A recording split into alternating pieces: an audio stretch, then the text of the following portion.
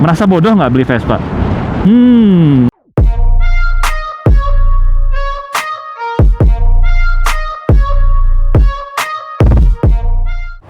Halo semuanya, balik lagi di channel Tio. Pada video kali ini gue kebagian nyobain secara singkat salah satu motor Eropa, atau lebih tepatnya kita bilang motor Itali. Motor apa itu? Motor ini dia, Vespa Sprint 150.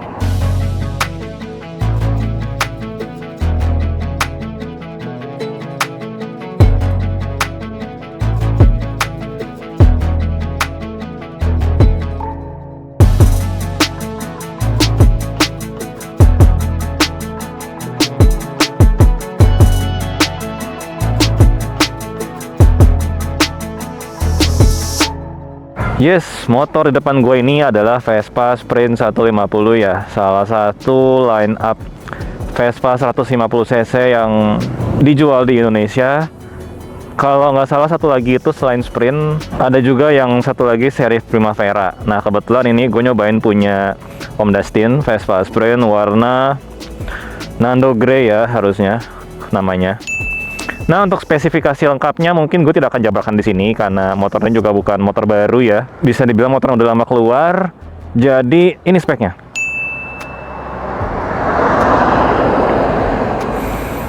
Nah, kalau di sini sih mungkin gue akan ngebahas dikit-dikit doang kali ya fiturnya yang gue tahu ada di sini. Kita bahas dulu dari kunci kontak kali ya. Semoga kelihatan di kamera ya. Nah, kunci kontaknya itu ada beberapa step bukaan ya. Kalau yang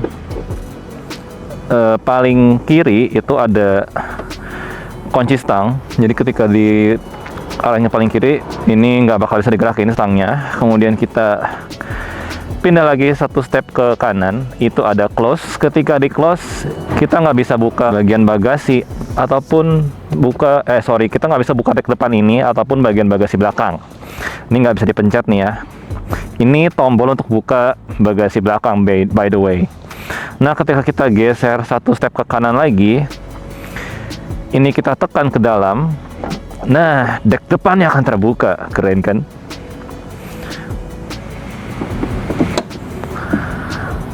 Nah, di posisi yang sama, kalau kita tekan tombol ini, nah, bagasi belakangnya terbuka.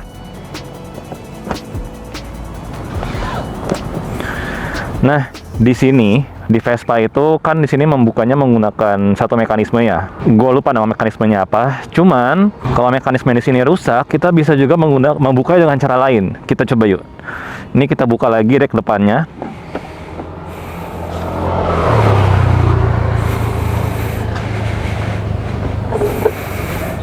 Nah, di sini itu ada tombol ini nih. Nah, ini kita tarik tombolnya, maka bagasinya terbuka. Nah, untuk bagasinya lumayan gede ya. Kayaknya helm full face masuk deh. Ya, mungkin bangsa-bangsa Sui atau kayak TNX Race, NFR masuklah full face. Dalam juga lagi. Dan di sini lucunya bagasinya bisa diangkat, guys. Diangkat itu dalam artian nih, ini kita pegang kiri kanan ya. Kebuka, bisa langsung lihat mesin nih. Dan kalau kalian lihat mesinnya masih mulus ya, masih bersih, gak ada debu ya lah. Motornya motor baru coy, baru jalan 200 kilo ya kalau nggak salah. Jadi ya wajar lah, masih bersih. Ini kita tutup kembali. Ini kita, oh iya, di bagian sini, semoga kelihatan di kamera. Coba gue deketin kali ya. Ini ada slot buat ngecas. Nah, ini kalau kita buka tuh, kelihatan nggak? Semoga kelihatan ya. Ini ada slot buat ngecas. Dan slotnya ini udah USB charger. Jadi ya lebih gampang lah ya.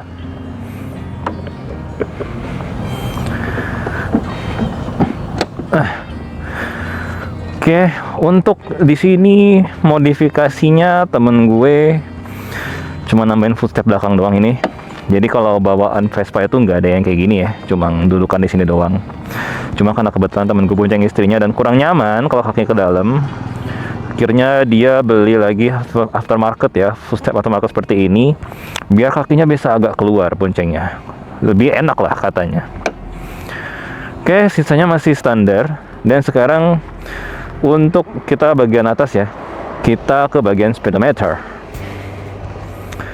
Ini kita coba, bukan speedometer deh, kita ke bagian dashboard atas deh, sorry.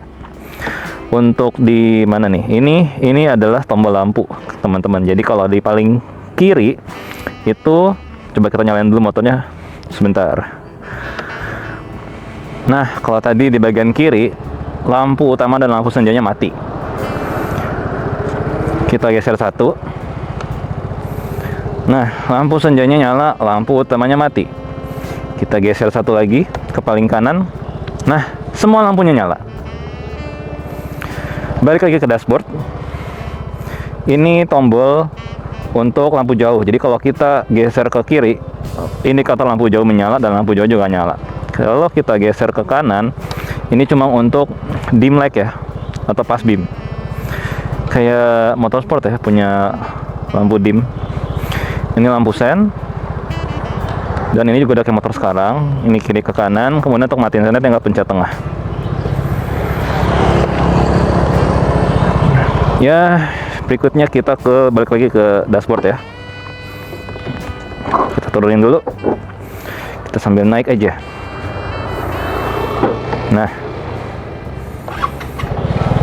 Nah, di sini ada tombol mode. Tombol mode ini gunanya untuk ganti mode di speedometer. Nah, ini kalau kita lihat sekarang, ini ada di trip A. Kita pencet sekali, dia menjadi trip B. Kita pencet sekali lagi, menjadi total jarak tempuh itu baru 215 km. Dan kita pencet lagi, balik ke trip A lagi. Jadi bisa dibilang cuma ada 3 ya, trip A, trip B, dan jarak tempuh motor ya. Dan di sini juga tampilan yang bagian digitalnya juga lumayan simple, cuma ada indikator bensin, kemudian tadi yang trip A, trip B, odometer, kemudian yang terakhir adalah jam atau waktu. Nah, ini ada indikator ABS, ya ini Sprint 150-nya ini ABS. Dan ya, beginilah tampilan dashboardnya, sebagian analog, sebagian digital. Dan tanpa berbasa-basi, karena kita udah ngebahas semua yang ada di motornya secara singkat, sekarang kita cobain feel berkendaranya. Yuk kita tutup kaca helm dan capcus. Aduh, motornya agak tinggi ya teman-teman. Untuk gue yang tingginya sekitar 167 cm, gue tuh jinjit. Duduk di bagian kursi depan ini, di bagian jok depan ini, yang nyentuh itu hanya tungkai kaki doang. Tapi masih oke lah untuk ukuran rata-rata orang Indonesia kan, yang tingginya 167 ke bawah atau 170 itu masih oke banget. Oke, motornya sebenarnya kalau tadi di sandar tengah atau didorong-dorong tuh berat ya. Cuman ketika udah didudukin begini nggak terlalu terasa berat. Nah, gimana kalau kita pakai jalan? Yuk kita cobain. Tarikan awalnya tidak terasa berat ya, terasa enteng. Tidak sesuai dugaan ya, karena menurut gua tadi kirain karena motornya berat pas ditarik juga agak ngeden. Karena motor-motor Jepang kayak Vasio atau Grand Filano itu ketika gua naikin itu feel-nya dia agak delay ya, gasnya itu ketika kita bejek gas nggak langsung jalan. Nah, ini tadi ketika kita bejek gas lebih responsif terasanya dibandingin dengan motor-motor Jepang yang mungkin mirip-mirip Vespa aneh kayak Vasio atau Grand Filano. Dan ada sedikit yang gue rasa agak aneh ya, mungkin kenapa ini baru pertama kali gue nyobain Vespa kali ya.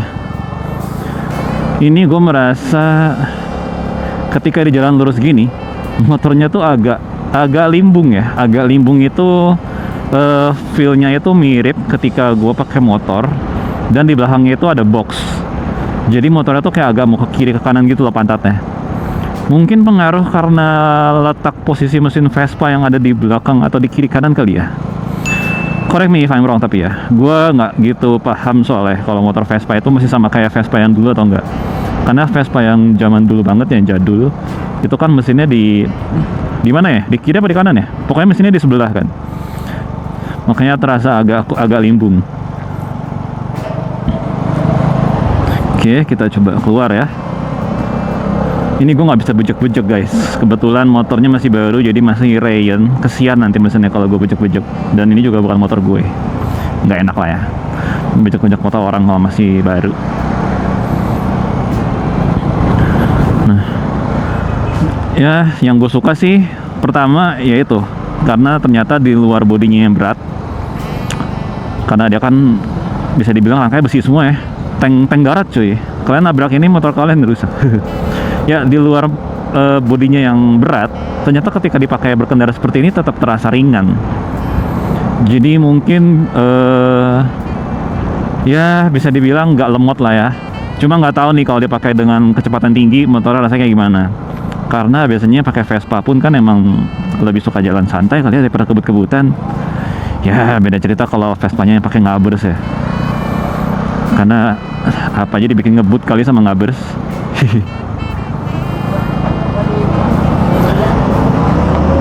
Ups, remnya juga bisa dibilang lumayan oke lah ya untuk ukuran motor standar. Ini remnya bisa dibilang cukup responsif, cukup dibilang pakem juga nggak pakem banget ya. Standar lah, standar menuju agak kurang. Jadi mungkin kalau kalian yang beli Vespa, mungkin kalian pengen upgrade area pengereman lebih dulu kali ya, biar lebih oke dalam melakukan perjalanan sehari-hari. Karena kalau menurut gue sih agak kurang ya. Terutama untuk rem depan itu agak terlalu ngelos ya. Tapi mungkin bisa juga karena motornya baru, jadi di antara kampas rem depan dengan diksnya juga belum nempel-nempel banget. Gue tuh suka banget loh kalau Vespa tuh aksen-aksen chrome kayak gini, cakep loh. Bikin feel mewah sama klasinya tuh, waduh mantep banget deh. Makanya gue juga di C70 kan beberapa ada yang gue kasih sentuhan chrome-chromean kan ya.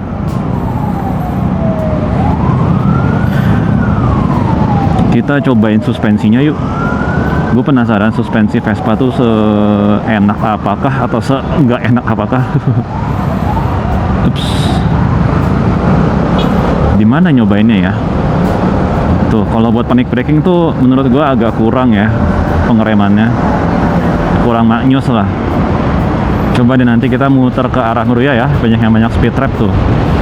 Mungkin kita bisa cobain rasa suspensinya kayak apa. Ini kita coba muter balik dulu deh. Nah, tapi di jalan kayak gini nih, jalan raya kayak gini, nih enak banget cuy dipakai. Mungkin kalau disamain sama motor Jepang kali ya, mungkin performanya itu di atasnya Mio M3, di bawahnya NMAX mungkin ya itu. Tapi menurut opini gue ya untuk kondisi standar Vespa 150.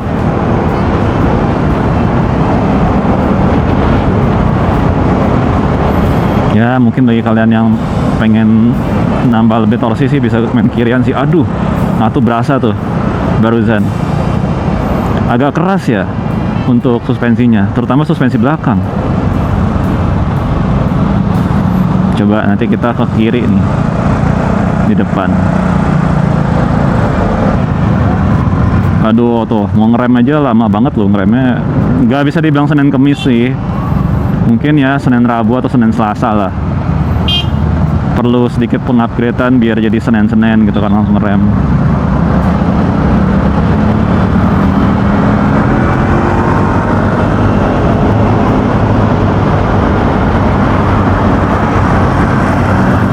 Cuma ketika kecepatan tinggi ya tetap berasa loh agak limbung kiri kanannya itu motornya. Mungkin karena belum terbiasa kali ya. Aduh, air dari mana tuh?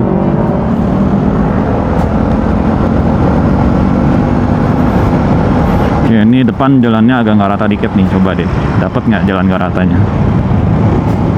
Wah, nggak dapet kawan. Ada mobil.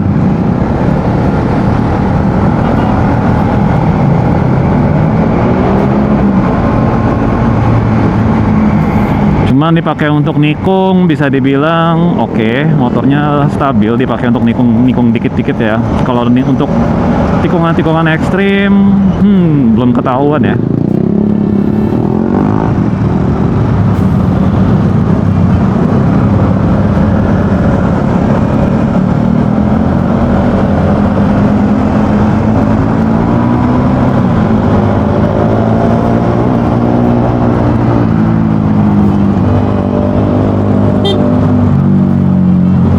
Ah iya, ngomongin soal klakson, klaksonnya diganti sama temen gue.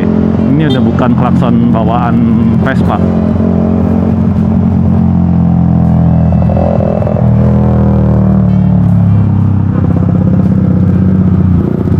Karena klakson bawaan Vespa itu suaranya kecil coy, jadi sama dia diganti pakai klakson NMAX dan lebih gede jadinya. Nah ini kita coba belok kanan nih.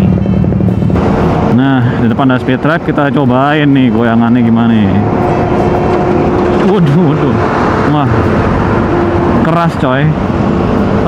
Dan kerasnya itu berasa di suspensi belakang ya, kayak agak kurang jauh mungkin jarak mainnya, jadi kayak berasa mentok kayak gitu di belakang.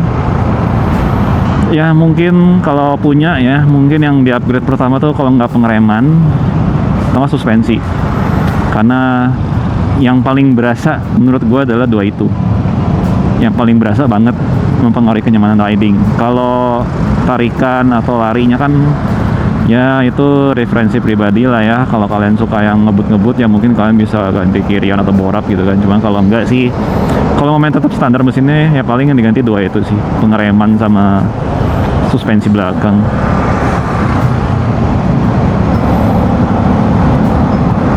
Ini kita coba lagi nih. Waduh gile, berasa banget coy. Wah ini kalau dibawa ke jalan pik menderita sih. Kalian tahu sendiri kan jalan pik itu banyak yang nggak rata. Apalagi ada sisi yang bagian konbloknya itu, waduh parah, menderita sih kayak kalau pakai Vespa ke sana. Nah kita coba yuk belok-belok dikit, kita lewatin pinggir tol Aries ya. Sebagai bagian terakhir dari video kali ya, kita cobain miring-miring. Nah ini kita coba belok kiri.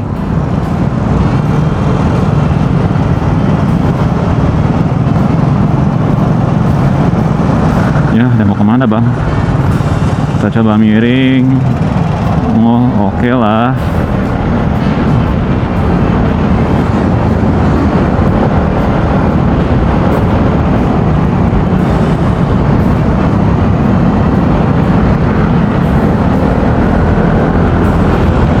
Oke lah, motornya udah diajak miring-miring, enak, masih terhitung stabil. Dan ya meskipun pas di lurusan tadi itu agak awal-awal agak terasa limbung ya, pas di pakai miring-miring tuh enak. Ternyata motornya juga kalau udah jalan kayak gini ya berasa lincah loh, terasa flickable sekali motornya. Jadi kalau buat selap-selip kemacetan sih harusnya enak banget buat harian. Cukup banget. Kalau mungkin gue kasih nilai ya untuk motor Vespa Sprint 150 iGat ini ya, mungkin dari 1 sampai 10 gue kasih nilai 8,5 lah ya. Karena desainnya mewah. Vespa Vespa mana yang nggak mewah? Semuanya desainnya kalau nggak klasik, classy gitu kan. Terus juga di luar dugaan ternyata tarikannya tidak lemot. Tarikannya lumayan oke lah. Waduh, kenyamanan berkendara untuk jok juga enak, empuk. Ya paling yang bikin jadi 8,5, sebenarnya bisa 9 atau 9,5. Itu ya itu tadi suspensi belakangnya yang keras, sama pengeremannya yang ketika dicobain buat agak panic braking itu agak melos ya, nggak gitu pakem. Jadi gue tarik kata-kata gue yang pertama tadi, kalau pengeremannya oke di awal-awal, ketika dicobain jalan agak jauh ternyata pengeremannya bisa dibilang agak kurang lah ya, harus kalian upgrade. Sama satu lagi paling minusnya kalau motor Vespa itu yang bikin yang bikin ratingnya jadi 8,5. Aduh sakit banget lewatin speed trap doang. Harga modifannya mahal-mahal coy, dompet aing berteriak. Kalian tahu sendiri kan, Vespa itu modifannya mahal-mahal. Itu footstep belakang aja temen gue beli 1,2an, 1,2 1,3 something, mahal banget buat footstep belakang gue. Belum ditambah ongkos pasang, kalau kalian pasangnya di Vespa itu 300.000 ongkos pasangnya, mantap kan? Nggak ada yang murah modifannya. Belum lagi kalau yang makai itu orang yang ideal gitu kan, idealisme tinggi, pengen semua yang tertempel di Vespanya atau di Vespanya itu brand Itali semua. Wah mantap harganya, itu full spec nya aja bisa nanti ngelewatin harga Vespanya sendiri. bisa berkali-kali lipat dari harga Vespa-nya kalau kalian mau bikin full spec dan full Italy semua. Mantul kan, makanya ya ratingnya turunin dikit lah, jadi 8,5. Tapi overall memang motor ini menyenangkan. Dan kalau ada yang nanya, merasa bodoh nggak beli Vespa? Gue rasa nggak juga, karena memang motornya enak. Dengan beberapa downside dari motornya, ya tidak ada motor yang sempurna lah ya. Pasti ada kelebihan dan kekurangan dari setiap motor, kan yang mikir masih manusia, tidak ada yang perfect. Oke, jadi begitu kira-kira review singkat. Singkat gak ya? Nggak tahu nih berapa lama nih. 20 menit nggak nih nyampe? Ya sekian review atau nyobain singkat Vespa Sprint 150 iGet ABS kali ini. Dan sampai jumpa di video-video lainnya. Jangan lupa untuk selalu pantengin channel gue, jaga kesehatan kalian, dan see you on my next video. Bye-bye.